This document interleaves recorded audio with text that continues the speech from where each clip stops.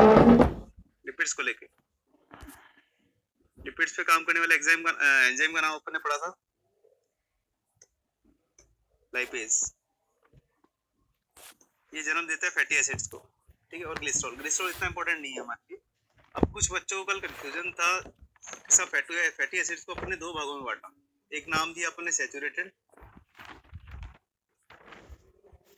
एक को अपने नाम दिया अनसैचुरेटेड,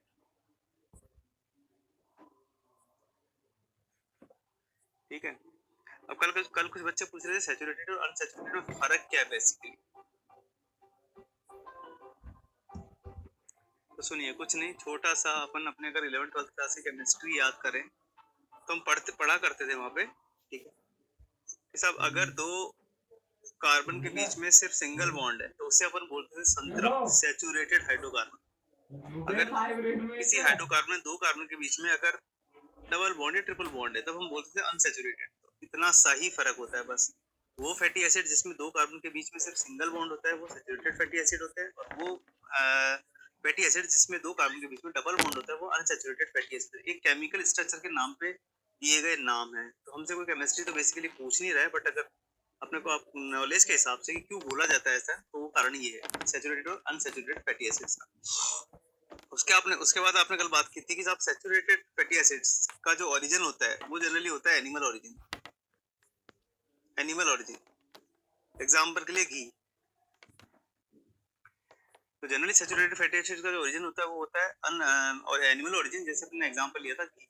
लेकिन जो अनसैचुरेटेड फैटी एसिड होता है उसका जो ओरिजिन होता है वो होता है वेजिटेबल ओरिजिन। वेजिटेबल ओरिजिन, जैसे सबसे सिंपल एग्जांपल है सोयाबीन ऑयल। सोयाबीन ऑयल, ये दो बातें हमने कल पढ़ी।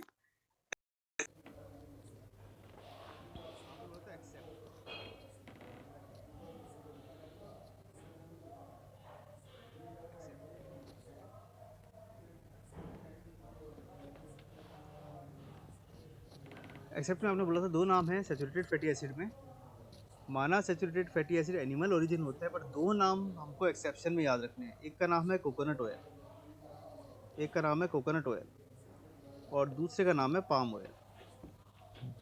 ये वेजिटेबल ओरिजिन हुआ करता है, पर इनसे मिलने वाला फैट नेचर में सैचुरेटेड फैट हुआ करता है। ऐसे ही अपन ने बोला था कि साहब अगर बात करें अनसैचुरेटेड फैट की तो एक एक्सेप्शन है basically, and that is fish.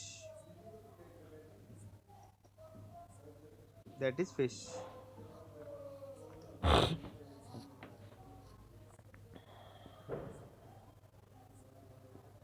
Fish.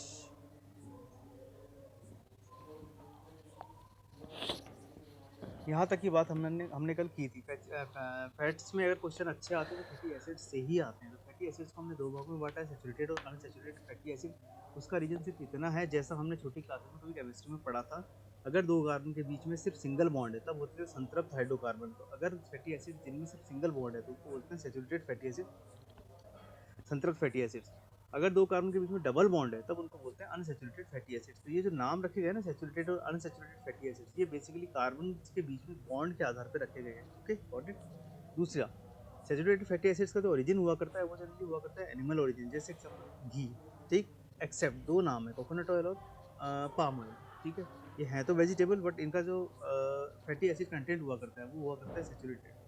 ऐसी बात करते हैं unsaturated fatty acid. Unsaturated fatty acids generally vegetable origin हुआ करता है, एक्सेप्ट एक एग्जांपल आपको ध्यान रखना है, fish. Fish oil is unsaturated in nature, ठीक है। ये एग्जाम में हमसे जनरली पूछा जाता है, ठीक। आगे चलते हैं। आगे वो कहता है कि साहब फैटी एसिड्स को आपने दो भागों में बांट दिया, एक सैचुरेटेड फैटी एसिड्स, एक unsaturated fatty acids. Unsaturated fatty acids को भी आगे वो दो भागों में बांटता है। एक का नाम होता है मूफा, एक का नाम होता है पूफा। मूफा का मतलब मोनो अनसैचुरेटेड फैटी एसिड्स, और पूफा का मतलब होता है पॉली अनसैचुरेटेड फैटी एसिड्स, ठीक। तो और कुछ भी नहीं है, ये बोल रहा है साहब मोनो का मतलब अगर किसी अनसैचुरेटेड फैटी एसिड्स में डबल बॉन्ड का नंबर सिर्फ एक है, ओनली वन, तब उसे बोलते हैं मोनो अनसैचुरेटेड फैटी एसिड। और अगर किसी फैटी एसिड्स में डबल बॉन्ड का नंबर एक से ज़्यादा है, ठीक है, मोर देन वन, तब हम बोलना पसंद करते हैं पॉली अनसैचुरेटेड फैटी एसिड। तो ये सब केमिस्ट्री बेस्ड नेम्स हैं, केमिस्ट्री पे आधारित ये सब नाम्स हैं, नाम हुआ करते हैं, बट कोई बात नहीं, अगर आपको डीप थोड़ी सी भी केमिस्ट्री सुपरफिशियल मालूम है तो इन शब्दों का मतलब आपको समझ में आया करेगा। ठीक, तो बोलते हैं फैटी एसिड्स को दो भागों में बांटा, सैचुरेटेड और अनसैचुरेटेड। अनसैचुरेटेड फैटी एसिड को आपने फर्दरली दो क्लास में डिफाइन किया, एक मोनो अनसैचुरेटेड फैटी एसिड, दूसरा पॉली अनसैचुरेटेड फैटी एसिड। थोड़े बहुत इनके एग्जाम्पल आपको ध्यान में रखने पड़ेंगे। एग्जाम्पल क्या हो सकता है?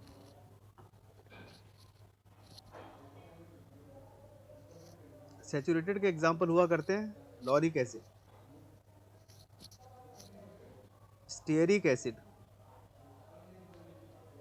And palmitic acid.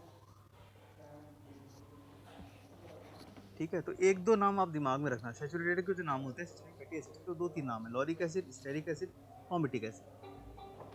मूफा में आपका जो नाम आता है that is oleic acid, that is oleic acid. और पूफा में जो नाम आते हैं आपके, दो इंपॉर्टेंट नाम आते हैं। पहला नाम होता है लिनोलिक एसिड,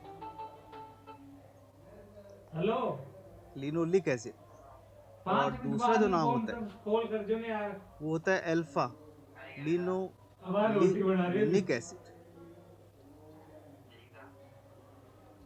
ये कुछ नाम है, इनके एग्जाम्पल आपको थोड़ा सा दिमाग में रखना पड़ेगा। एसएफए में जो एग्जाम्पल हुआ करते हैं वो होता है lauric acid, stearic acid, palmitic acid. दो तीन नाम है, दिमाग में रख लेना। मोनो में अगर अपनी आप बात करोगे, मूफा में अगर बात करोगे तो सब मूफा में जो एग्जाम्पल हुआ करता है वो हुआ करता है ऑलिक एसिड। मूफा की अगर बात करोगे तो दो नाम आपको दिमाग में रखना है, एक होता है लिनोलिक एसिड और दूसरा होता है अल्फा लिनोलिनिक एसिड। ठीक, अपने से पूछे जाते हैं रिचेस्ट सोर्स, किसका कौन रिचेस्ट सोर्स है, बेसिकली किसका कौन रिचेस्ट सोर्स है। ठीक है, अब यहाँ तक कोई कंफ्यूजन नहीं है। क्यों सैचुरेटेड को सैचुरेटेड बोला? क्योंकि दो कार्बन के बीच में केवल एक बॉन्ड, एक बंध पाया जाता है। क्यों अनसैचुरेटेड बोला गया? क्योंकि दो कार्बन के बीच में एक डबल बॉन्ड पाया जाता है, इसलिए बोला अनसैचुरेटेड फैटी एसिड। अगर डबल बॉन्ड का नंबर सिर्फ एक है तो वो बोला जाएगा मूफा, मोनो अनसैचुरेटेड फैटी एसिड। अगर डबल बॉन्ड का नंबर एक से ज़्यादा है तो बोला जाएगा पॉली अनसैचुरेटेड फैटी एसिड। कुछ नाम है जो हमको लर्न करने ही पड़ेंगे, मजबूरी है। एसएफए में आपने बोला lauric acid, stearic acid, palmitic acid. MUFA में आपने एक नाम रखा ऑलिक एसिड। मूफा में आपने बोला लिनोलिक एसिड और अल्फा लिनोलिनिक एसिड। अब डाइटरी हिसाब से, ठीक है, अगर आप बात करें बैलेंस डाइट की, अगर आप बात करें बैलेंस डाइट की, ठीक है, तो कौन सा ठीक माना जाता है डाइटरी हिसाब से, खाने के हिसाब से? तो साहब unsaturated fatty acids are preferred over saturated fatty acid. ये तो क्वेश्चन भी आता है। SFA should be only 10%, less than 10% of our diet. ये तो अपने से क्वेश्चन भी पूछते हैं। मतलब हम जो डाइट ले रहे हैं उसमें कौन सा फैटी एसिड ज़्यादा इंपॉर्टेंट होता है? तो अनसैचुरेटेड फैटी एसिड ज़्यादा इंपॉर्टेंट है। आप खुद सोच के देखो, हम घरों में क्या खा रहे हैं? Mustard oil, soybean oil, refined oil, safflower oil, sunflower oil, यही तो हम खा रहे हैं। मतलब जो घरों में यूज़ हो रहा है वही प्रेफर्ड होता है अनसैचुरेटेड फैटी एसिड। ठीक है, घी को जनरली हम प्रेफर नहीं करते हैं खाने के हिसाब से बहुत ज़्यादा, because that is saturated fat. एक क्वेश्चन आता है कि डब्ल्यू क्या बोलता है? डब्ल्यू कहता है कि साहब सैचुरेटेड फैटी एसिड जो कंटेंट है वो होना चाहिए less than 10% of our diet. ये क्वेश्चन हमसे पूछा जाएगा। तो सब खाने में डाइट के हिसाब से, बैलेंस डाइट के हिसाब से, अगर सैचुरेटेड और अनसैचुरेटेड फैट की बात करें तो ज़्यादा अच्छा कौन सा माना जाता है? Unsaturated fatty acid.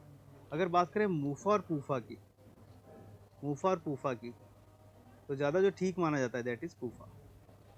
तो हमसे सबसे ज़्यादा क्वेश्चन बेसिकली इसी पे ही पूछे जाएंगे, पॉली अनसैचुरेटेड फैटी एसिड पे ही पूछे जाएंगे, क्योंकि हमारे घरों में कंज्यूम किए जाने वाले मैक्सिमम जो ऑयल है वो बेसिकली पूफा ही है, पॉली अनसैचुरेटेड फैटी एसिड्स ही हैं। अब एक क्वेश्चन आता है रिचेस्ट सोर्स, किसका कौन रिचेस्ट सोर्स है? किसका कौन रिचेस्ट सोर्स है? अगर आपसे पूछे रिचेस्ट सोर्स, एक क्वेश्चन आता है रिचेस्ट सोर्स, ठीक है, सबसे ज़्यादा ऑयल कौन से फूड स्टॉक में पाया जाता है? एसएफए, मूफा या पूफा? ये अपने को थोड़ा सा लर्न करके जाना पड़ेगा। तो साहब एसएफए का रिचेस्ट सोर्स माना जाता है coconut oil. Coconut oil is the richest source of SFA, saturated fatty acids. अगर बात करते हैं अपन मूफा की, तो रिचेस्ट सोर्स माना जाता है ग्राउंडनट ऑयल, ग्राउंडनट ऑयल। अगर बात करते हैं लिनोलिक एसिड की, लिनोलिक एसिड का रिचेस्ट सोर्स माना जाता है सेफ्लोवर ऑयल, सेफ्लोवर ऑयल। और richest source of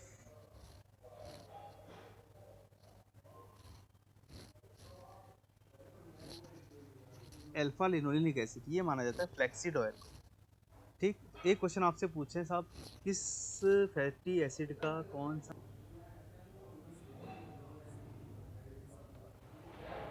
source of saturated fatty acids. अगर बात करते हैं अपन मूफा की, तो रिचेस्ट सोर्स माना जाता है ग्राउंडनट ऑयल, ग्राउंडनट ऑयल। अगर बात करते हैं लिनोलिक एसिड की, लिनोलिक एसिड का रिचेस्ट सोर्स माना जाता है सेफ्लोवर ऑयल, सेफ्लोवर ऑयल। और रिचेस्ट सोर्स ऑफ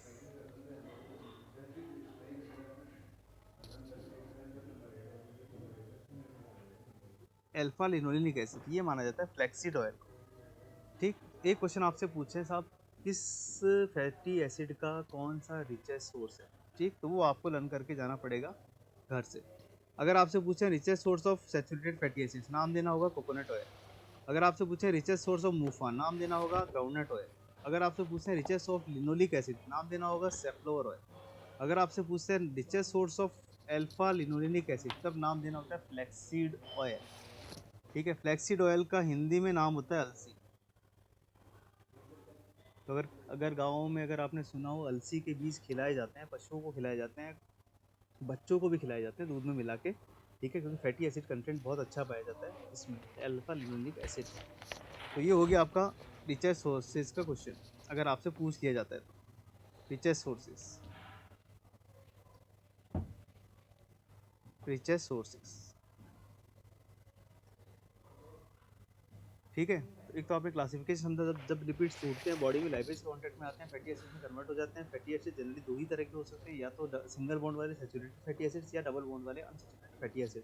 अगर डबल बॉन्ड एक ही है तो मोनो अनसैचुरेटेड फैटी एसिड, अगर डबल बॉन्ड का नंबर एक से ज़्यादा है तब वो बोलते हैं पॉली अनसैचुरेटेड फैटी एसिड्स।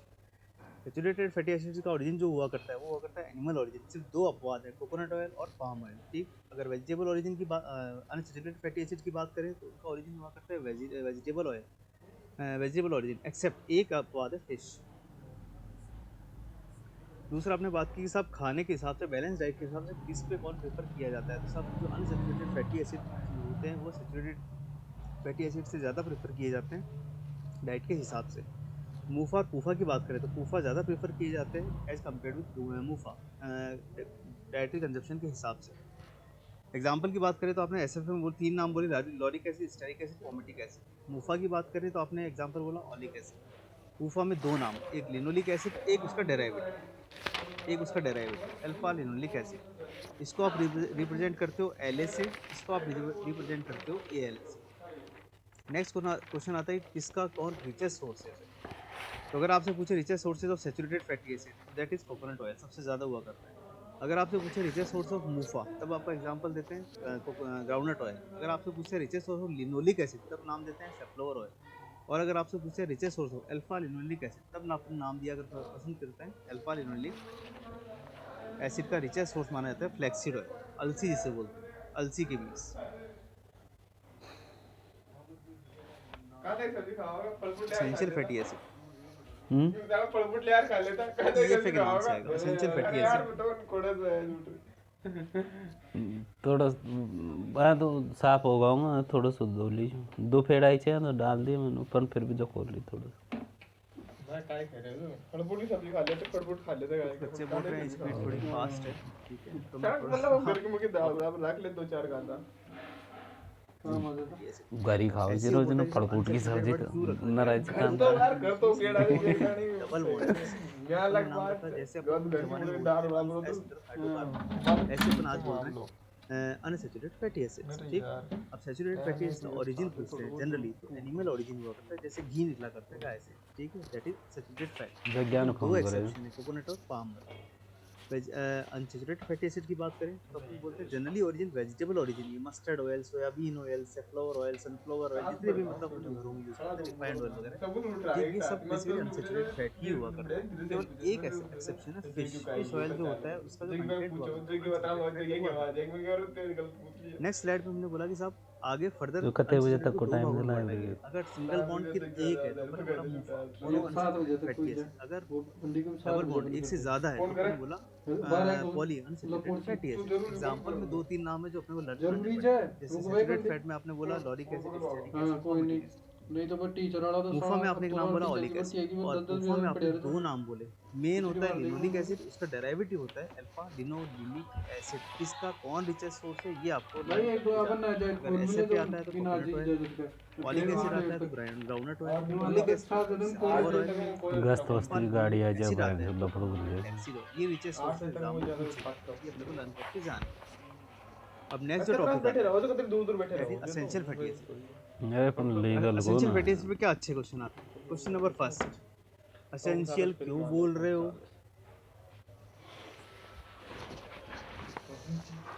क्योंकि जो बॉडी सिंथेसिस है वो नहीं है, तो मजबूरन हमको बेसिकली किससे लेना पड़ेगा? डाइट से लेना पड़ेगा।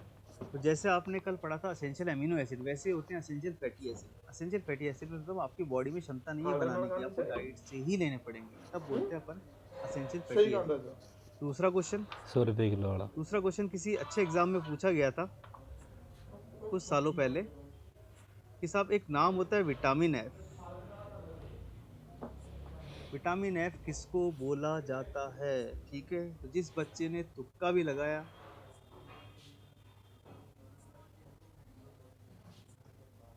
ठीक है, A for apple, B for baby, C for cat, ठीक है, एफ फॉर विटामिन एफ, और F for essential fatty acids.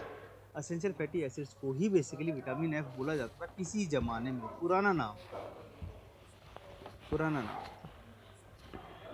Earlier name है। बट एग्जाम में तो पूछेंगे ना आपसे, ठीक है। वो कह रहा था विटामिन एफ किसको बोला जाता है? विटामिन एफ किसी भी विटामिन से बिलोंग नहीं करता है। विटामिन एफ का मतलब सिर्फ हुआ करता है एसेंशियल फैटी एसिड्स, बॉडी नहीं बना पाती, डाइट से लेने पड़ते हैं। तो कह रहा साहब, ठीक है, क्या नाम आएंगे साहब? पूरे फैटी एसिड्स में सबसे इंपॉर्टेंट नाम जो है that is linoleic acid, that is linoleic acid.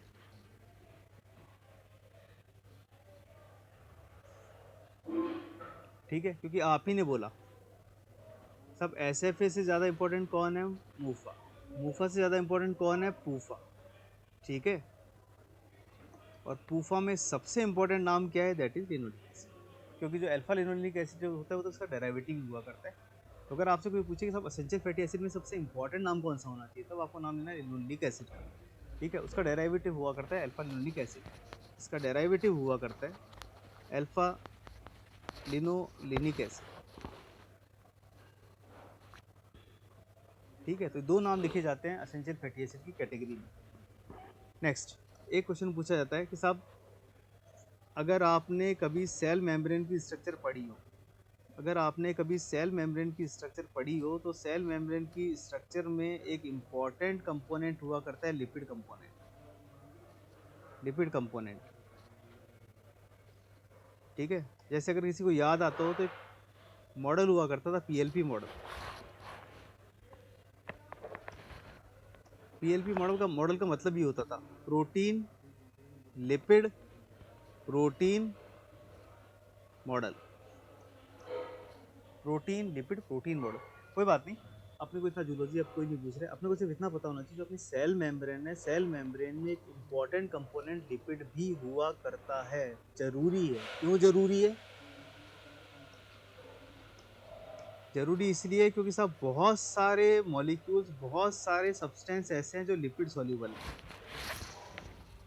जो लिपिड सॉल्यूबल हैं। अगर सेल्स में किसी लिपिड को अंदर जाना है या किसी लिपिड को बाहर आना है, ठीक है, तो सेल मेम्ब्रेन का एक कंटेंट बेसिकली लिपिड होना जरूरी है।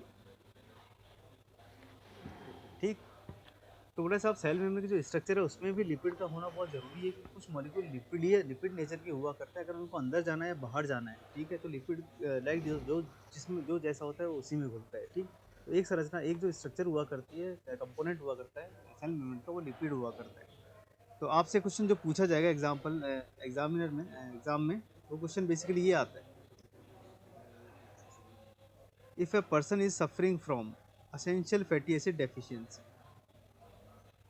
If a person is suffering from essential fatty acid deficiency, तो उसका कौन सा डिजीज हो सकता है बेसिकली, ये डिजीज अपने से पूछी जाती है एग्जाम में। सब डिजीज का नाम हुआ करता है टोड स्किन, टोड स्किन या फिर फ्रेनोडर्मा। एक क्वेश्चन आता है एसेंशियल फैटी एसिड पे कि एसेंशियल फैटी एसिड होते क्या हैं जो बॉडी नहीं बना पाती, आपको डाइट में लेने होते हैं, लेकिन जनरली फूफा ही होंगे। फूफा में कौन सा नाम होगा, लिनोलिक एसिड या फिर अल्फा लिनोलिक एसिड, सबसे इंपॉर्टेंट नाम हुआ करता है लिनोलिक एसिड। दूसरा वो बोलता है कि साहब अगर अपने थोड़ी सी जूलॉजी थोड़ी सी रिकॉल करें पुरानी, सेल मेम्ब्रेन का जो कंपोनेंट होता है वो लिपिड भी होता है और होना जरूरी भी है। कुछ लिपिड जो सोल्यूबल कंपोनेंट होते हैं उनको अंदर भी जाना है बाहर भी आना है। रहेगी मेंढक जैसी, टोड जैसी, ठीक है। तो उस बीमारी को बुलाता है टोड स्किन या उसका दूसरा नाम हुआ करता है फ्रेनोडर्मा, ठीक है, फ्रेनोडर्मा। तो टोड का मतलब मेंढक, टोड का मतलब मेंढक, टोड स्किन या उसका नाम हुआ करता है फ्रेनोडर्म, ठीक है। तो एक आपको ये टॉपिक तैयार करके जाना है एसेंशियल फैटी एसिड वाला, जो कि एग्जाम में जनरली आपसे पूछा जाता है, ठीक है। चलें आगे।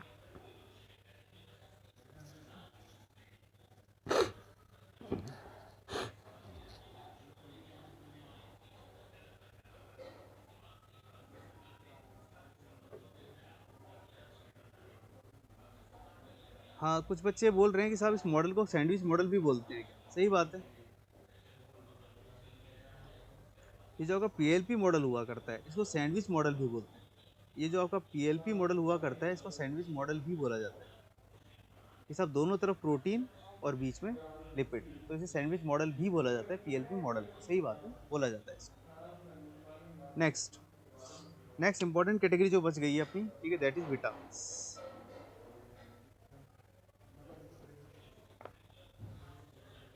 विटामिन्स, विटामिन से काफ़ी क्वेश्चन पूछे जाएंगे अपने से। विटामिन बहुत बड़ी कैटेगरी हुआ करती है, क्या क्या इंपॉर्टेंट क्वेश्चन पूछे जाते हैं विटामिन से वो हम डिस्कस कर लेते हैं। पहला, एक तो विटामिन में आप ध्यान रखना रूल ऑफ टू,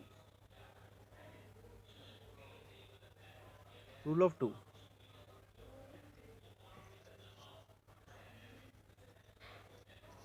एक क्वेश्चन तो इसमें आ जाता है विटामिन में से, एक क्वेश्चन तो इसमें आ जाता है रूल ऑफ टू में, ठीक। वो कह रहा है साहब लगभग अपन सभी को पता है कि क्या विटामिन बॉडी में बनते हैं, नहीं बनते। कहाँ से लेने पड़ते हैं, डाइट से लेने पड़ते हैं। वो कह रहे साहब विटामिन की सबसे बड़ी खासियत ये हुआ करती है विटामिन जनरली बॉडी में नहीं बना करते हैं, सिर्फ ठीक है, अगर आपको विटामिन को लेना है तो आप कहाँ से ले सकते हो, डाइट से, ठीक है। बट इसके साथ एक रूल ऑफ टू अपने को पता होना चाहिए। वो कह रहा है साहब लेकिन रूल ऑफ टू में पहला, only two vitamins, only two vitamins, ठीक है, जो बॉडी में बनते हैं।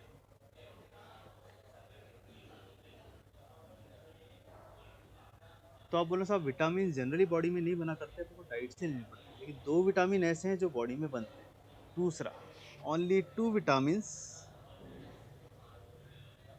ओनली टू विटामिन्स, ठीक है, there is no plant origin, there is no plant origin.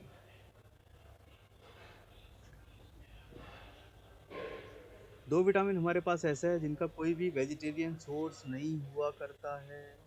तीसरा, only two vitamins,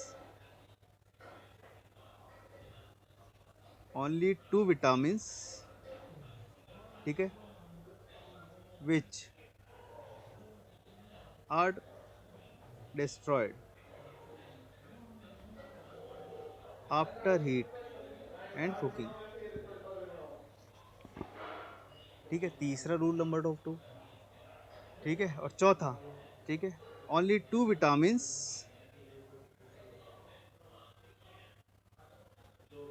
only to,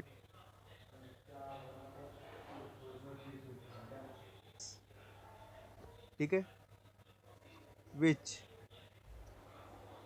are destroyed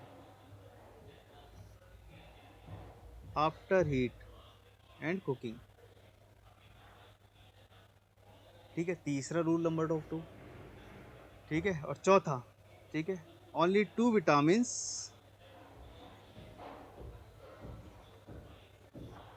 only 2 vitamins जिनका रिचेस्ट सोर्स फिक्स है, and that is fish liver oil.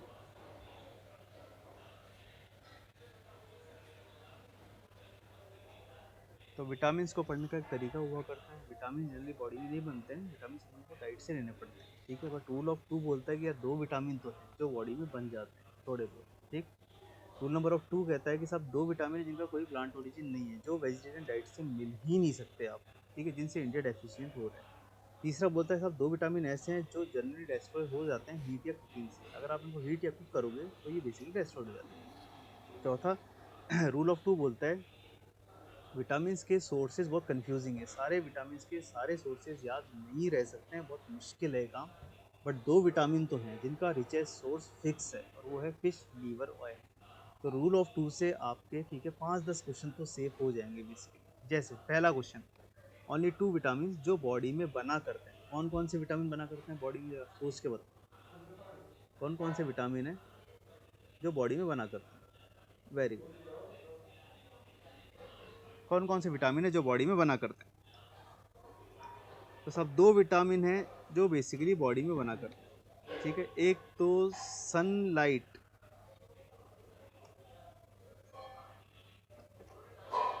एक तो sunlight की presence में बना करता है vitamin D, vitamin D.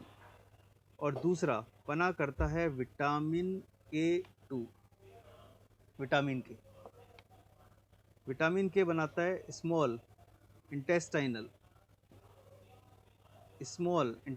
Bacteria, small intestinal bacteria. पहला क्वेश्चन तो आपसे पूछेंगे साहब कौन से 2 विटामिन है जो बॉडी में बन जाते हैं। सही बात है, अगर सनलाइट की प्रेजेंस में बात करें तो विटामिन डी हमारी बॉडी में बनता ही है। दूसरा, अगर बात करें विटामिन के की, तो उसकी जो के 2 वाली फॉर्म होती है वो बनती है स्मॉल इंटेस्टाइनल बैक्टीरिया के थ्रू। नेक्स्ट वो बोलता है साहब कौन से 2 विटामिन है जिनका कोई भी एनिमल सोर्स नहीं है, ठीक है। कौन से जो विटामिन है जिनका कोई भी एनिमल सोर्स नहीं, सॉरी, तो कोई भी प्लांट ओरिजिन नहीं है।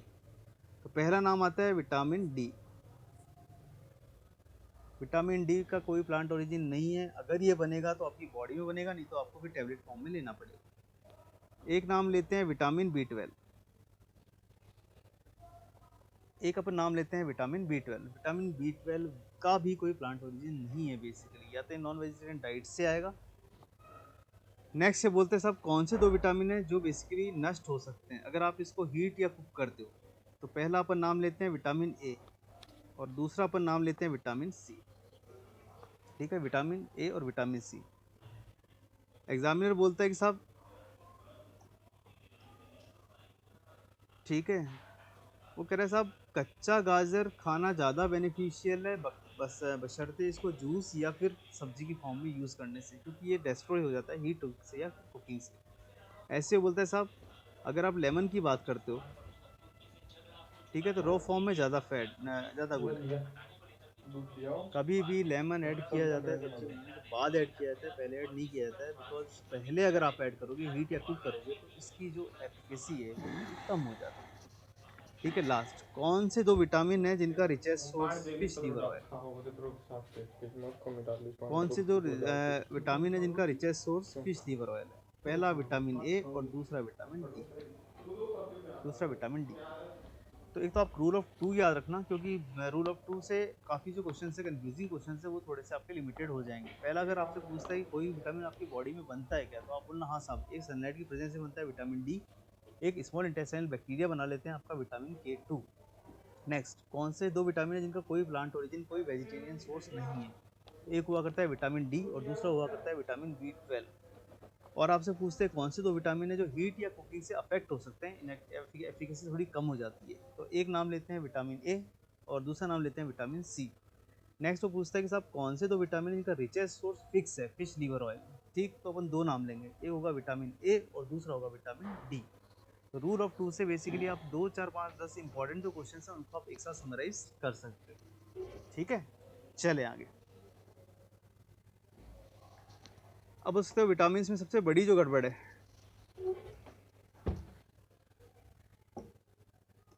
विटामिन में पहले तो इनका नाम,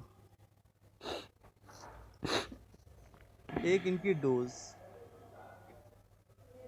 ठीक है, एक इनकी डेफिशिएंसी से होने वाली प्रॉब्लम।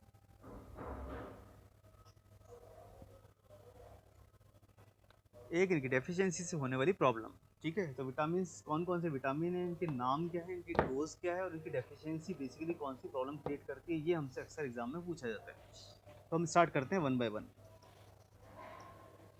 पहला विटामिन होता है विटामिन ए, उसके बाद होता है आपका B series, B1, B2, B3, B4 कुछ नहीं होता, B5, B6, B7, 8 नहीं होता, B9 और B12, ठीक।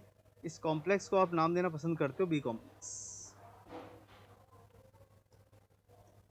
इस कॉम्प्लेक्स को आप नाम देना पसंद करते हो बी कॉम्प्लेक्स। अगर ऐसा विटामिन्स की बात करें तो विटामिन्स में जो अपन सिंबॉलिक रिप्रेजेंटेशन है, तो विटामिन्स में हमारे पास विटामिन ए हुआ करता है, उसके बाद पूरी एक सीरीज हुआ करती है, बी कॉम्प्लेक्स की सीरीज हुआ करती है। तो उसमें B1 है, B2 है, B3 है, 4 नहीं होता है, ठीक है। उसके बाद B5 है, B6 है, B7 है, B8 नहीं हुआ करता है, उसके बाद B9 है और B12, ठीक। आगे अगर अपन जाएंगे, आगे आपके पास आएगा विटामिन सी, विटामिन डी करती है। तो उसमें B1 है, B2 है, B3 है, 4 नहीं होता है, ठीक है। उसके बाद B5 है, B6 है, B7 है, B8 नहीं हुआ करता है, उसके बाद B9 है और B12, ठीक। आगे अगर अपन जाएंगे, आगे आपके पास आएगा vitamin C, vitamin D, vitamin E, vitamin K, vitamin के।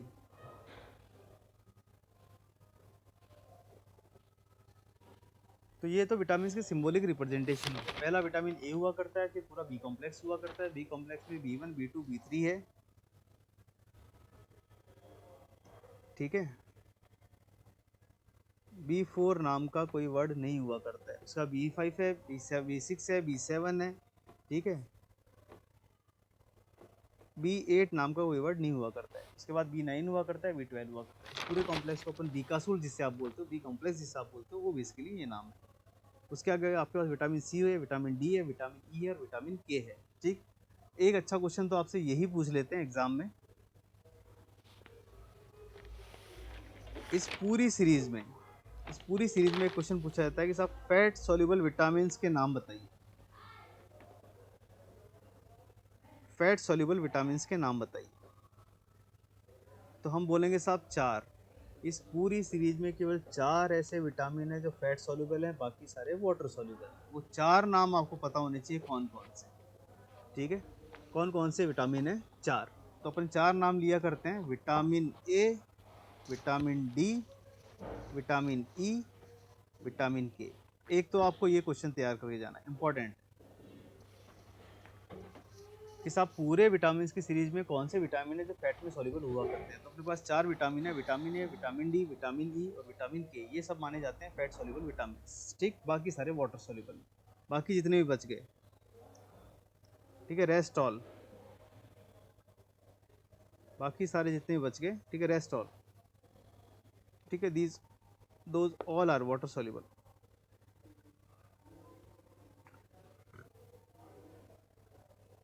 वाटर सॉल्युबल विटामिन, एक क्वेश्चन आपको चाहिए पूछते हैं। अब आ जाते हैं अपन किसका क्या नाम,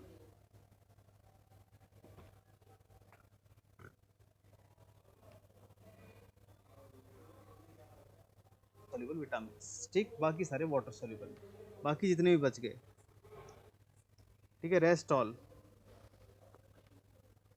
बाकी सारे जितने भी बच गए, ठीक है, रेस्ट ऑल, ठीक है, these those all are water soluble.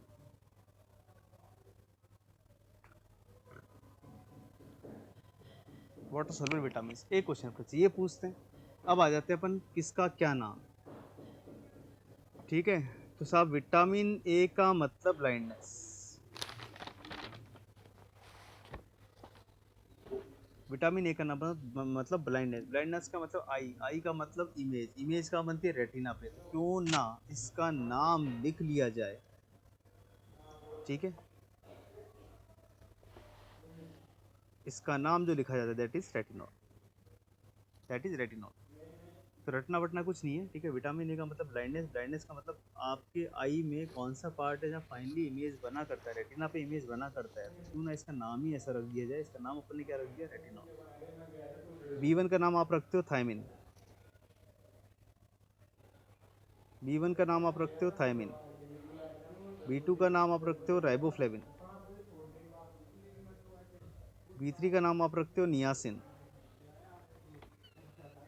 B5 का नंबर 5 से याद करना है। B5 का नंबर 5 का मतलब पेंटेन, पेंटेन का मतलब पेंटोइक एसिड, B6 का मतलब पायरिडॉक्सिन, B7 का मतलब बायोटिन, B9 का मतलब फॉलिक एसिड, और B12 का जनरली अपन नाम देते हैं साइनो। 7 का मतलब biotin,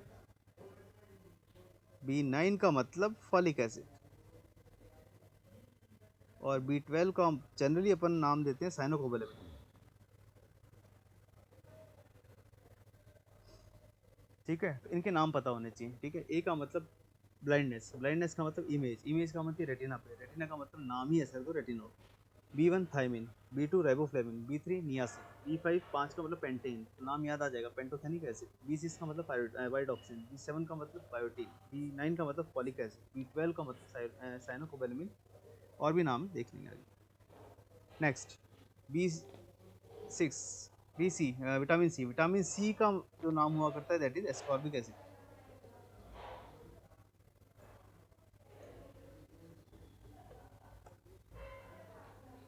that is ascorbic acid, ascorbic acid. Vitamin D के बहुत सारे नाम हैं, एक नाम लिख लेते हैं अभी, कैल्सीफिरॉल, कैल्सीफिरॉल। विटामिन ई का जो फेमस नाम है दैट इज टोकोफिरॉल,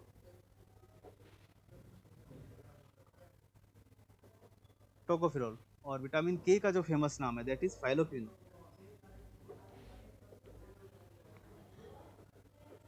तो ये हमने प्रचलित नाम लिखे हैं। विटामिन के सबसे ज़्यादा जो फेमस नाम है वो अपन ने लिख लिए हैं। Vitamin A retinol, B1 thiamine, B2 riboflavin, B3 niacin, B5 pantothenic acid, B6 pyridoxine, B7 आपका हो गया बायोटिन, B9 हो गया आपका फॉलिक एसिड, B12 हो गया आपका साइनोकोबालेमिन, विटामिन सी हो गया आपका एस्कॉर्बिक एसिड, डी हो गया आपका कैल्सिफेरॉल, ई हो गया आपका टोकोफिरॉल, और विटामिन के हो गया आपका फाइलोक्विनोल। ये कॉमन नेम से सबसे ज़्यादा प्रचलित हैं, वो नाम अपनी जुबान पे होने चाहिए। अब आते हैं अपन डोजेज, इसकी क्या डोज मानी जाती है, इसकी क्या डोज मानी जाती है।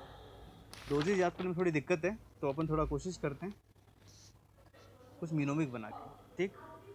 जैसे आपको विटामिन ए की डोज याद करनी है, तो विटामिन ए के क्वेश्चन का हर आंसर ब्लाइंडनेस से ही निकलेगा। आप बोलना साहब भगवान ने अपने को कितनी आंखें दी, 2 आंख, वाह, सब्जी में पानी डाला, बने पानी की बना। ठीक है। एक और लगा थोड़ा दो खा लिया चश्मा, बने पानी तो की बन गया 600 माइक्रोग्राम पर बने डे, पानी कह दे, थोड़ी थोड़ी 600 खाओ। Microgram per day. तो 2 आंखें, एक चश्मा, 600 माइक्रोग्राम पर डे, ये डोज बनेगी विटामिन ए की। विटामिन B1 B2 B3 की डोज एक साथ याद करने की कोशिश करना, ज़्यादा फायदे में रहोगे।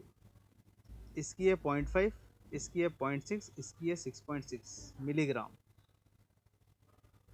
पर 1000 किलो कैलोरी, पर 1000 किलो कैलोरी। तो अगर आप थोड़ा ध्यान से देखोगे तो इंक्रीजिंग डोज है B1 B2 B3 की, पहले 5, फिर 6, फिर 6.6, ठीक है। तो अगर आप थोड़ा सा रिकॉल करोगे इंक्रीजिंग ऑर्डर में, तो आपको वहाँ याद आ जाएंगी 0.5, 0.6 और 6.6 मिलीग्राम सर पर बनोगे 1000 छोड़ो किलो तो कैलोरी। पेंटोथेनिक एसिड, डॉक्टर से पेंटोथेनिक छोड़ो एसिड की अगर आपको डोज पीजी याद करनी है, वो तो तुम पेंटो देख का रहे मतलब थे 5, ठीक है। 5 को आपको गुणा करना पड़ेगा 2 से, 2 से, तो आपको इसकी डोज याद आ जाएगी 10 अच्छा मिलीग्राम, ठीक है।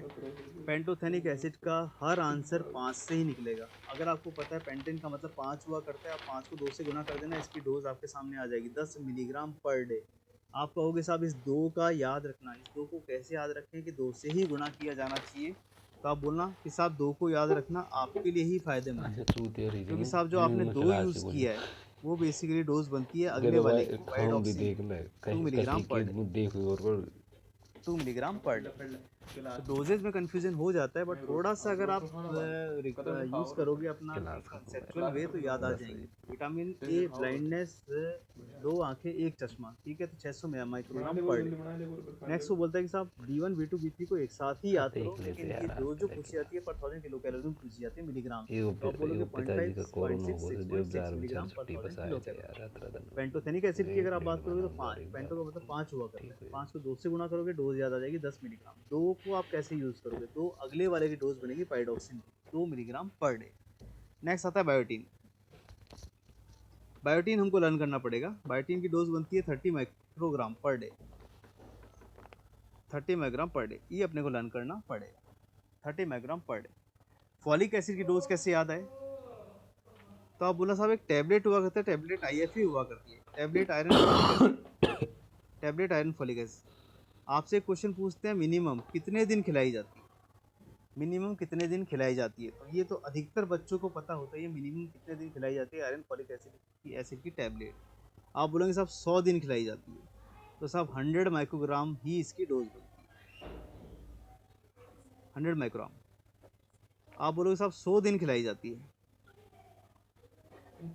ठीक है, तो जितने दिन IF पे खिलाई जाती है उसी से आपको डोज याद आ जाएगी। अगर आप 100 दिन IF पे टैबलेट तो 100 माइक्रोग्राम ही इसकी मानी जाती है डोज, ठीक है। Adult, normal adult healthy male या फीमेल। फायदा क्या है इसी सो से, तो कह रहे साहब इसी सो से अगर आप डोज को हटा दोगे तो आपको अगले वाले की डोज याद आ जाएगी, साइनोकोबालेंट, दैट इज 1 माइक्रोग्राम। तो डोजेस को आप रटने के चक्कर में बेसिकली वहाँ मिस करके आ जाते हो कि आपको लगता है कि याद नहीं हो रही। याद रखने के तरीके हैं, ठीक है। विटामिन ए 2 आंखें एक चश्मा 600, B1 B2 B3 5 6 6.6 0.5 0.6 6.6 increasing order में मिलीग्राम। पेंटोथेनिक में मतलब 5 को आप 2 से गुना करोगे 10 मिलीग्राम पर डे। 2 वेस्ट नहीं जाएगा, 2 अगले वाले की डोज पाइरोक्सिन डोज बनेगी। बायोटीन लर्न करना पड़ेगा 30 microgram per day. Folic acid की याद नहीं आ रही है तो याद करो कितने दिन खिलाते हैं, ठीक है, 100 डेज खिलाते हैं, तो 100 माइक्रोग्राम डोज बनती है इसकी एडल्ट हेल्दी मेल या फीमेल के लिए। उसी 100 में से अगर आप 0 हटा दोगे 1 माइक्रोग्राम जो आपकी डोज है वो बनती है साइनोकोबालेंट, ठीक है। ये हो गया आपको ए और विटामिन बी कॉम्प्लेक्स, ये हो गया आपका ए और विटामिन बी कॉम्प्लेक्स। आगे चलते हैं, एस्कॉर्बिक एसिड।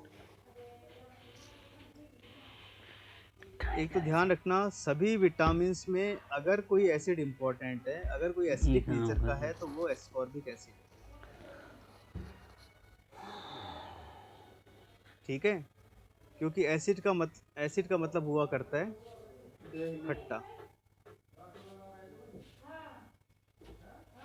एक तो मैं आपको थोड़ी हेल्प कर रहा हूँ, सारे विटामिन्स में, ठीक है, पेंटोथेनिक एसिड भी आता है, फॉलिक एसिड भी आता है, उन सबको हटा दो, ठीक है। अगर कोई रियली में एसिड है तो वो एस्कॉर्बिक एसिड है। ये चीज़ आगे हमारे काम आने वाली है थोड़ी देर में, एस्कॉर्बिक एसिड, ठीक है। इसका कैसे याद किया जाए डोज, तो आप बोलना साहब एक ही आपके पास, वगैरह साहब आपके पास एक ही वो है विटामिन जिसका सोर्स फिक्स है। विटामिन ए का सोर्स एक फैमिली मानी जाती है, सिट्रस फ्रूट्स, खट्टे फल, ठीक है। तो अगर आपको विटामिन सी की डोज याद नहीं आ रही है तो आप इतना तो याद रख सकते हो कि यार एक फैमिली है जिसके सोर्स फिक्स है, ठीक है, खट्टे फलों वाली जो फैमिली है, सिट्रस फ्रूट्स वाली फैमिली, वो तो एक ही है, विटामिन सी।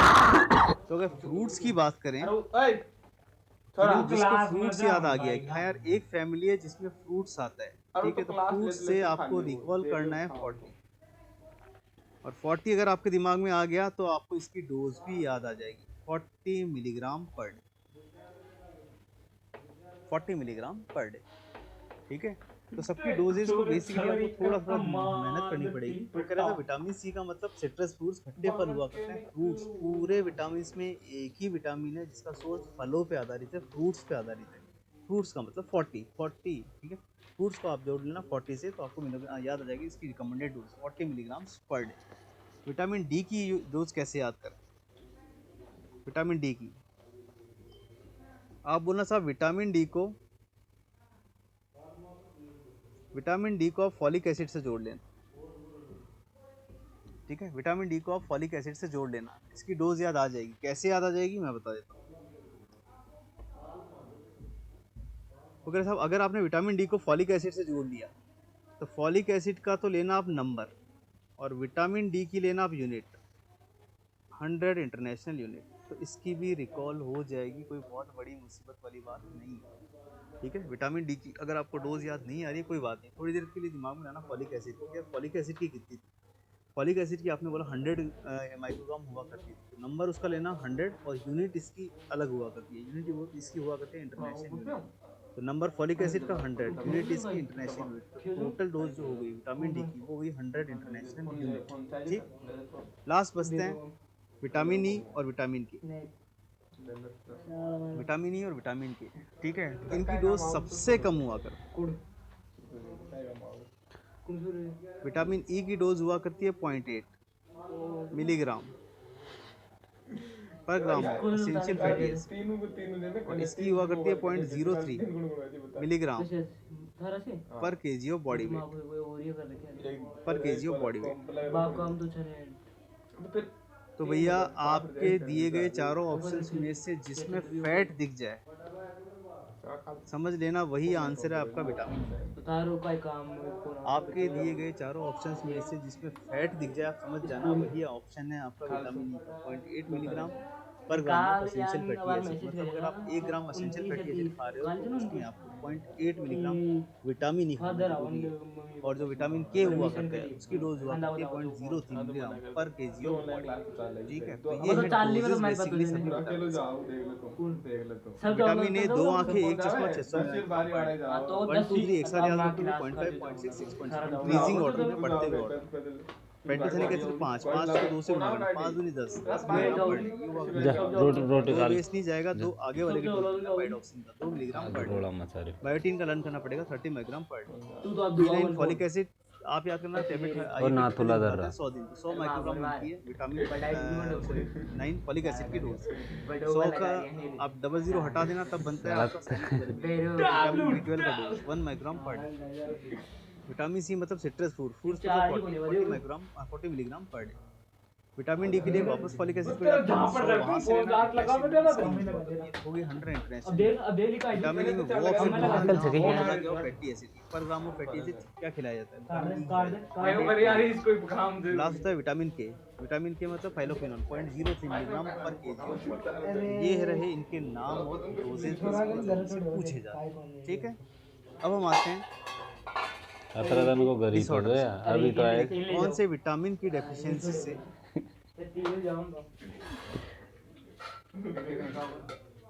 कौन से विटामिन की डेफिशिएंसी से कौन सा डिसऑर्डर होता है। मेरे वो पसंद गुड़ को जो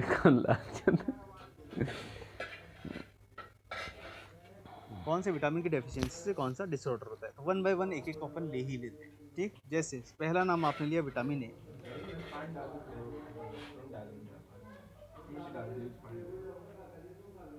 डेफिशिएंसी से कौन सा डिसऑर्डर होता है, तो 1 बाय 1 एक एक अपन ले ही लेते हैं। ठीक, जैसे पहला नाम आपने लिया विटामिन ए, पहला नाम आपने लिया vitamin A,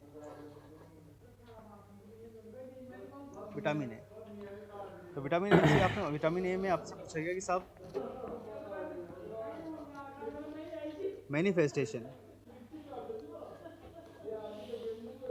manifestation seen in deficiency of vitamin A, उसने दिए आपको 4 ऑप्शन,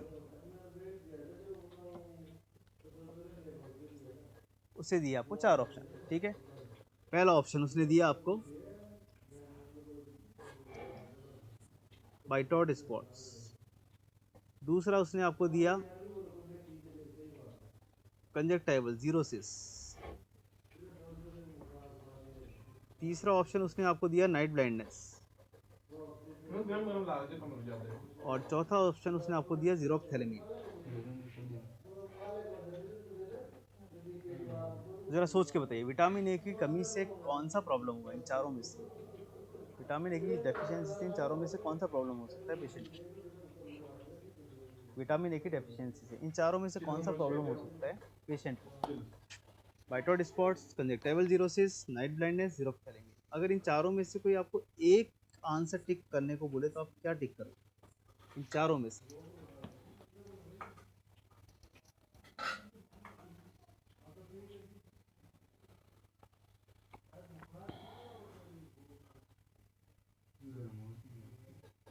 हाँ जी।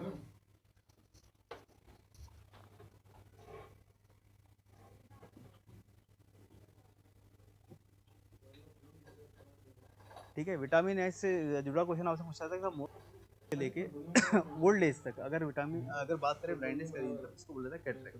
हाँ, अगर एग्जाम में लिख देता है कि सब most common cause of blindness in children in India, in children in India, तब अपना आंसर बदल के हो जाएगा विटामिन ए डेफिशिएंसी, तब अपना आंसर हो जाएगा विटामिन ए डेफिशिएंसी। ठीक है, तो एक तो इन दो क्वेश्चन से बच कर ना, क्वेश्चन ढंग से पढ़ लेना। अगर आपसे पूछा जा रहा है most common cause of blindness overall India में, ठीक है, क्या माना जाता है, तब तो आंसर होता है कैटरेक्ट, बच्चों से लेके बूढ़ों तक नॉर्मल जो कॉज है दैट इज कैटरेक्ट। लेकिन अगर बात करें most common cause of blindness in children in India, तब आपको आंसर देना है विटामिन ए डेफिशिएंसी। अब अपने क्वेश्चन पे आते हैं कि अगर 4 ऑप्शन आपको दिए गए हैं और आपसे अगर एग्जामिनर पूछ रहा है कि साहब manifestation seen in deficiency of vitamin A, तो अपने को क्या आंसर करके आना है, तो मैं आपको एक्सप्लेन कर देता हूँ। अगर आपसे पूछते हैं साहब फर्स्ट साइन, अगर आपसे पूछते हैं first sign seen in vitamin A deficiency, तब आंसर बनता है कंजक्टिवल 06 फर्स्ट साइन। अगर आपसे पूछते हैं फर्स्ट स्पेसिफिक साइन, अगर आपसे पूछते हैं first specific sign seen in vitamin A deficiency, तब अपन आंसर देते हैं बाइटॉट स्पॉट। अगर आपसे पूछता है एग्जामिनर फर्स्ट सिम्टम, साइन नहीं symptom, first symptom scene in vitamin deficiency, तो अपन आंसर देते हैं नाइट ब्लाइंडनेस। बात को समझना, साइन वो होता है जो प्रैक्टिशनर देखता है, एग्जामिनर देखता है, सिम्टम वो होता है जो पेशेंट बता सकता है। तो ये क्वेश्चन अपने आए हुए हैं सारे। अगर आपसे पूछते हैं फर्स्ट साइन क्या होता है, तो वो होता है कंजक्टिवल जीरोसिस, नॉन स्पेसिफिक होता है। कंजक्टिवल जीरोसिस तो वैसे भी हो जाता है। फर्स्ट स्पेसिफिक साइन कौन सा होता है, तब अपन बोलते हैं बाइटॉट स्पॉट। एक आपसे पूछता है first symptom in vitamin deficiency, तब अपन आंसर देते हैं नाइट ब्लाइंडनेस, जब पेशेंट कंप्लेंट लेके आता है। ठीक है, और अगर आपसे पूछ ले साहब विटामिन डेफिशिएंसी का एकमात्र मतलब क्या होता है, तो विटामिन डेफिशिएंसी का एकमात्र मतलब होता है जीरोथैलेमिया। ठीक है, तो आपके दिए गए क्वेश्चन का आंसर न बाइटॉट स्पॉट है, न कंजेक्टिवल जीरोसिस है, न नाइट ब्लाइंडनेस है। आपके दिए गए क्वेश्चन का आंसर है जीरोथैलेमिया। बेसिकली जीरोथैलेमिया बोलता है दो शब्द हैं, एक है जीरो, एक है ऑप्थेल्मिया। जीरो का मतलब हुआ करता है ड्राइनेस, और ऑप्थेल्मो का मतलब हुआ करता है, तो मतलब होता है जीरो। ठीक है, तो आपके दिए गए क्वेश्चन का आंसर न बाइटॉट स्पॉट है, न कंजेक्टिव, वैसे भी हो जाता है। फर्स्ट स्पेसिफिक साइन कौन सा होता है, तो अपन बोलते हैं बाइटॉट स्पॉट। एक आपसे पूछता है first symptom in vitamin deficiency, तो अपन आंसर देते हैं नाइट ब्लाइंडनेस, जब पेशेंट कंप्लेंट लेके आता है। ठीक है, और अगर आपसे पूछ ले साहब विटामिन डेफिशिएंसी का एकमात्र मतलब क्या होता है, तो विटामिन डेफिशिएंसी का एकमात्र मतलब होता है जीरो। ठीक है, तो आपके दिए गए क्वेश्चन का आंसर न बाइटॉट स्पॉट है, न कंजेक्टिवल जीरोसिस है, न नाइट ब्लाइंडनेस है। आपके दिए गए क्वेश्चन का आंसर है जीरोथैलेमिया। बेसिकली जीरोथैलेमिया बोलता है दो शब्द हैं, एक है जीरो, एक है ऑप्थेल्मिया। जीरो का मतलब हुआ करता है ड्राइनेस, पहला सिम्टम कोई पूछे night blindness, overall vitamin deficiency का एक शब्द में मतलब क्या होता है, दैट इज जीरोथैलेमिया, ड्राइनेस ऑफ आई। इस चीज से बच के रहना। बाकी क्वेश्चन क्या आते हैं, आगे चलते हैं। नेक्स्ट आपसे पूछेंगे एक तो वर्ड कि साहब प्री फॉर्म्ड विटामिन ए क्या होता है, एक आपसे पूछेंगे प्रो विटामिन ए क्या होता है। दो शब्द, एक जैसे शब्द आपसे पूछेंगे साहब, एक तो होता है प्री फॉर्म्ड विटामिन ए, एक होता है प्रो विटामिन ए। ठीक है, तो इन दोनों का आंसर एक ही अलग अलग है, दो नाम है, दोनों के आंसर अलग हुआ करते हैं। ठीक है, तो अपने को गलती नहीं करनी है 1% भी इसमें। वो कह रहा है साहब प्री फॉर्म्ड का मतलब एक तरह से रेडीमेड,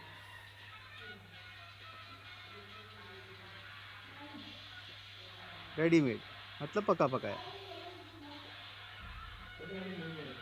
पका पकाया माल, ठीक है। प्रो विटामिन का मतलब होगा कि साहब, ठीक है, जो विटामिन कन्वर्ट हो सकता है बेसिकली फॉर्म। तो प्री फॉर्म्ड विटामिन ए का मतलब कि जो गवर्नमेंट आपको दे रही है, जो गवर्नमेंट की तरफ से आपको ड्रग फॉर्म में, मेडिसिन फॉर्म में जो दिया जा रहा है, that is pre form, that is pre form, ठीक है। तो वो हम सब समझते ही हैं।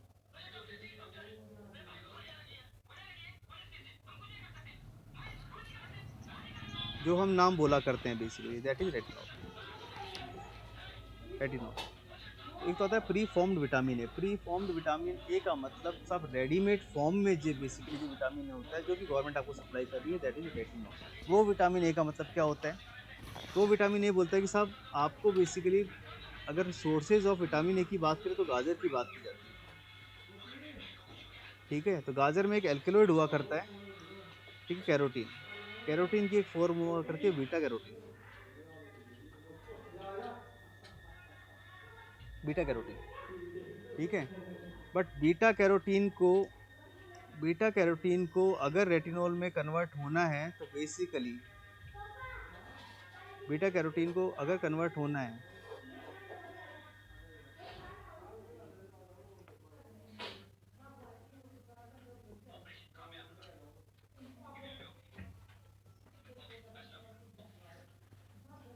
तो एग्जामिनर बोल रहा है साहब कि जो गवर्नमेंट आपको रेडीमेड फॉर्म में दे रही है, दैट इज रेटिनॉल फॉर्म।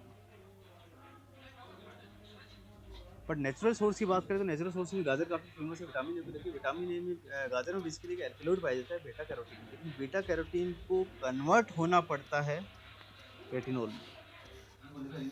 कहाँ कन्वर्ट होना पड़ता है? लीवर में, लीवर में, ठीक। तो अगर दो क्वेश्चन आपके पास आ जाते हैं तो थोड़ा सा बच के रहना, ठीक है। प्रो विटामिन ए का मतलब जो कन्वर्ट हो सकता है रेटिनॉल में, तो वो तो बीटा कैरोटीन हुआ करता है, दैट इज बीटा कैरोटीन, ठीक है। लेकिन अगर बात करें प्री फॉर्म की, मतलब रेडीमेड फॉर्म की अगर बात करें विटामिन ए की, तो गवर्नमेंट दे रही है ड्रग फॉर्म में, मेडिसिन फॉर्म में, वो रेडीमेड फॉर्म है, उसे मेटाबोलाइज होने की जरूरत नहीं है, सीधा आपकी बॉडी से यूटिलाइज हो जाता है, उसका अपन नाम देना पसंद करते हैं रेटिनॉल। तो अगर आपसे किसी भी एग्जाम में पूछता है प्री फॉर्म्ड, तो जो गवर्नमेंट दे रही है रेटिनॉल। अगर आपसे पूछते हैं प्रो विटामिन ए, मतलब जो कन्वर्ट होगा आपकी बॉडी में, पहले आप डाइटरी लेोगे ओरली, फिर वो आपकी लीवर में जाएगा, फिर कहीं जाके फाइनली वो रेटिनॉल में कन्वर्ट होगा, तब आपको आंसर देना है beta carotene.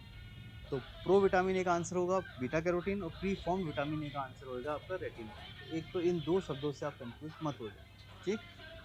Next next question पूछता है कि साहब ओनली विटामिन जिसको आपने इंक्लूड किया है नेशनल इम्यूनाइजेशन प्रोग्राम। एक क्वेश्चन आपसे ये पूछा जाता है कि साहब इतने विटामिन में केवल एक विटामिन का नाम बता दो जिसको इंक्लूड किया गया नेशनल इम्यूनाइजेशन प्रोग्राम में, ठीक। तो आपकी जुबान पे अपने आप ही एक नाम आ जाएगा विटामिन की।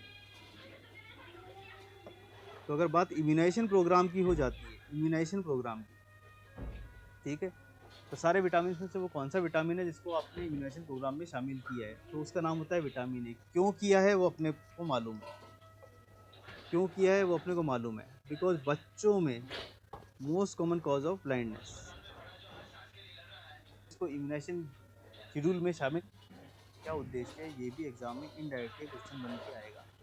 तो आप बोलना साहब दोनों म्यूचुअल हैं, ठीक है, दोनों म्यूचुअल हैं।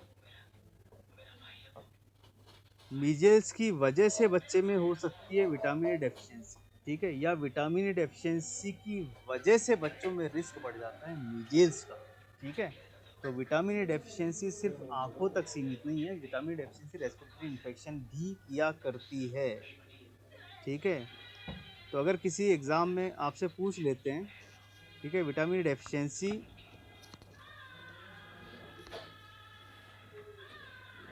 Vitamin deficiency vitamin deficiency blindness के अलावा बाकी किस चीज़ से जुड़ी है, तो दिमाग लगा लेना। विटामिन डेफिशिएंसी आप 9 मंथ पे पहला जो आप विटामिन डोज मीजल्स के साथ देते हो, तो मीजल्स से इसका लेना देना हुआ करता है, दोनों म्यूचुअल हुआ करते हैं। विटामिन डेफिशिएंट बच्चे रिस्क पे होते हैं मीजल्स को लेके, या मीजल्स जिन बच्चों को हो जाता है वो रिस्क पे होते हैं विटामिन डेफिशिएंसी को लेके। पहली डोज दी जाती है 9वें महीने पे, दूसरी डोज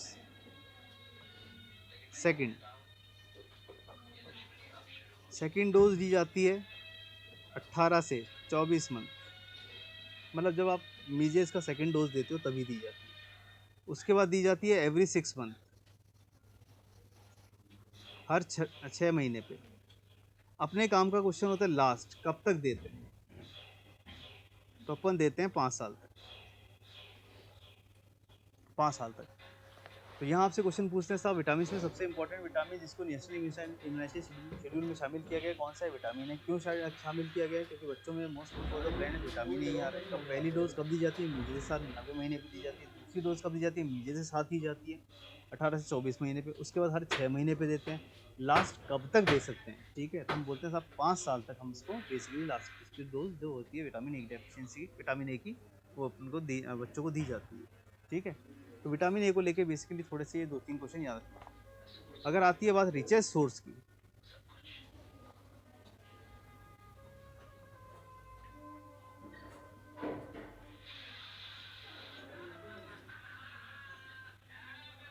सारे विटामिन के सोर्सेज याद नहीं रह सकते हैं, संभव सा काम है, लेकिन एग्जामिनर वही पूछता है जो इम्पोर्टेंट है। तो बोला साहब रिचेस्ट सोर्स की बात करें, विटामिन का रिचेस्ट सोर्स किसको माना जाए? तो ये तो हम पहले ही बोल चुके हैं कि साहब कम से कम 2 विटामिन का तो फिक्स, एक विटामिन ए और एक विटामिन डी, कम से कम 2 विटामिन का तो fix, and that is fish liver oil,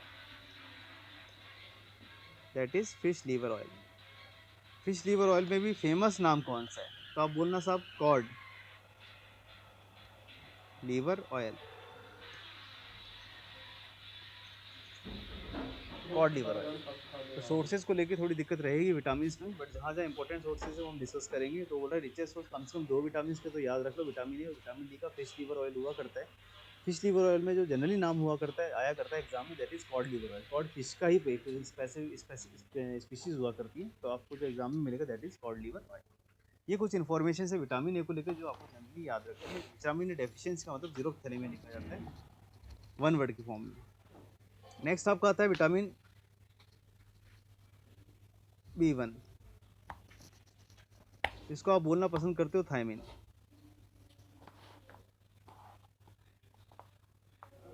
इसको आप बोलना पसंद करते हो थायमिन। थायमिन पे इंपॉर्टेंट क्वेश्चन क्या पूछे जाते हैं? डोज तो हमको याद है, डोज हम बोलते हैं साहब 0.5 मिलीग्राम पर 1000 किलो कैलोरी, पर 1000 किलो कैलोरी। क्वेश्चन क्या आते हैं? क्वेश्चन आता है कि साहब normal healthy individual, normal healthy individual, अगर बात हो रही है डेफिशिएंसी की, अगर B1 की डेफिशिएंसी की बात करें, B1 की डेफिशिएंसी की बात करें तो हमको सिर्फ एक चीज़ पढ़नी होगी कि बात नॉर्मल हेल्दी इंडिविजुअल की हो रही है या किसी और। अगर बात हो रही है नॉर्मल हेल्दी इंडिविजुअल की, नॉर्मल हेल्दी इंडिविजुअल में डेफिशिएंसी जो होती है वो बेसिकली जो डिसऑर्डर लेके आती है उसका नाम हम लिखना पसंद करते हैं बेरी। ठीक है, नॉर्मल हेल्दी इंडिविजुअल में अगर विटामिन B1 डेफिशिएंट हो रहा है तो जो डिसऑर्डर बेसिकली मैनिफेस्ट होता है उसके ऊपर नाम देना पसंद करते हैं बेरी। बेरी पे कुछ और क्वेश्चन आ सकते हैं, बिल्कुल आ सकते हैं।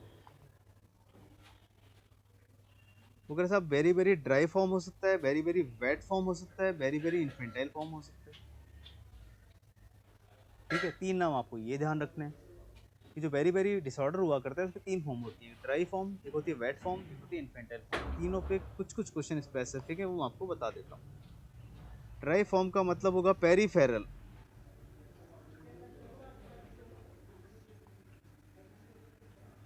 ड्राई फॉर्म का मतलब होगा peripheral neuritis, peripheral neuritis. Second होती है वेट। वेट में आपसे क्वेश्चन पूछेगा साहब कौन सा ऑर्गन इन्वॉल्व हो सकता है, दैट इज हार्ट। ठीक है, ये मैं आपको वेरी इंपॉर्टेंट क्वेश्चन बता रहा हूँ जो जनरली एग्जाम अच्छा। में रिपीट होते हैं। ठीक है, खा वेट को भगवान की वेट प्रसाद क्यों से बोला खा जाता लेने है को तू ये हम आपको कुछ बता कहीं से हाँ पड़ गया और पड़ गया। नहीं तो ठीक है, वो कह रहा है वेट को वेट क्यों बोला जाता है। वेट में प्रॉब्लम ये है, वेट बेरी में बेसिकली बढ़ जाता है पेरिफेरल वेजोडाइलेशन। पेरिफेरल वेजोडाइलेशन, उसकी वजह से बढ़ जाता है कार्डियक आउटपुट, उसकी वजह से हो सकता है मायोकार्डाइटिस। तो आपसे एग्जामिनर सिर्फ इतना पूछता है कौन सा ऑर्गन इन्वॉल्व होता है वेट वेरी वेरी में। आपको नहीं भी याद है कैसे क्या, तो सिर्फ ये तो बोल देना हार्ट इन्वॉल्व हो जाता है, मायो। लास्ट आता है इन्फेंटाइल फॉर्म, लास्ट आता है आपका infantile form, infantile form of very very. Infantile में आपसे पूछेंगे कि साहब कौन सा एज ग्रुप इन्वॉल्व होता है। तो भैया इन्फेंट्स का मतलब अपन समझते हैं 1 साल तक के बच्चे। 1 साल तक के बच्चे दिमाग में मत ले आना, ठीक है। आपको बोलना है 2 से 4 महीने तक के बच्चे, 2 से 4 महीने तक के बच्चे। क्यों? क्योंकि साहब 2 से 4 महीने तक के बच्चों वेजोडाइलेशन,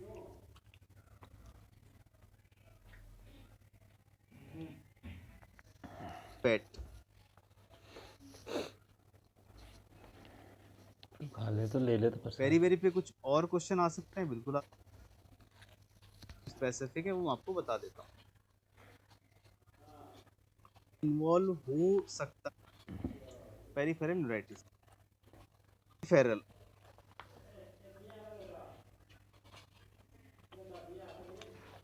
ड्राई फॉर्म का मतलब होगा peripheral neuritis, peripheral neuritis. Second होती है वेट। वेट में आपसे क्वेश्चन पूछेगा साहब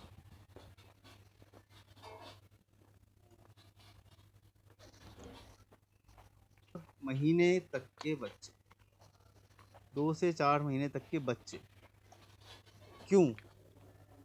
क्योंकि साहब 2 से 4 महीने तक के बच्चों में केवल एक ही सोर्स है विटामिन का, and that is breast feed, that is breast feed.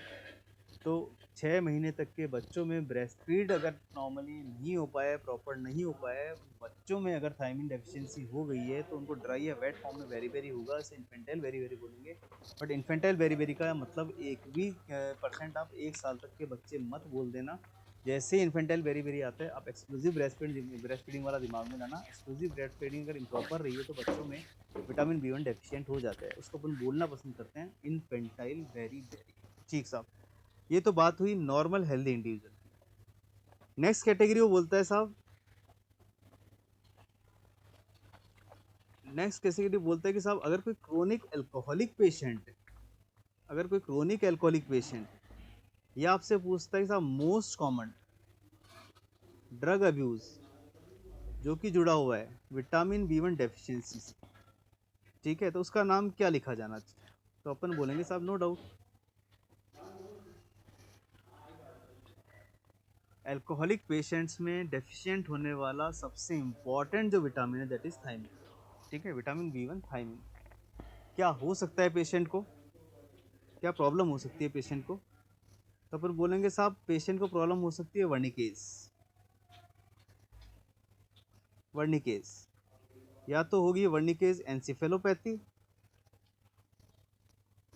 या फिर होगी वर्निकेज कोरासॉफ्स,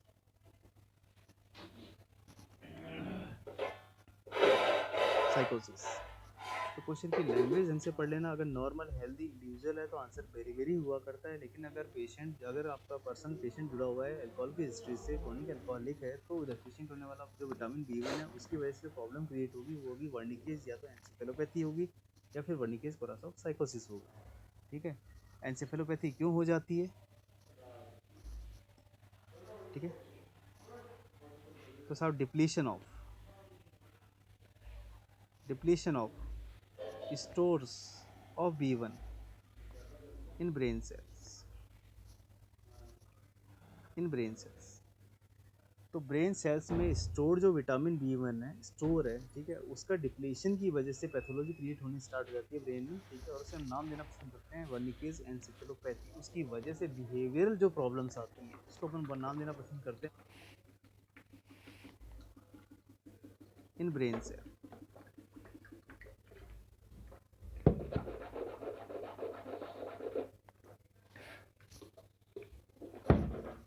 को क्या प्रॉब्लम हो सकती है पेशेंट को, तो अपन बोलेंगे साहब पेशेंट को प्रॉब्लम हो सकती है वर्निकेज।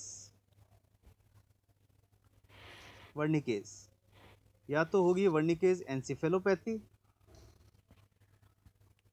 या फिर होगी वर्निकेज कोरासॉफ्स।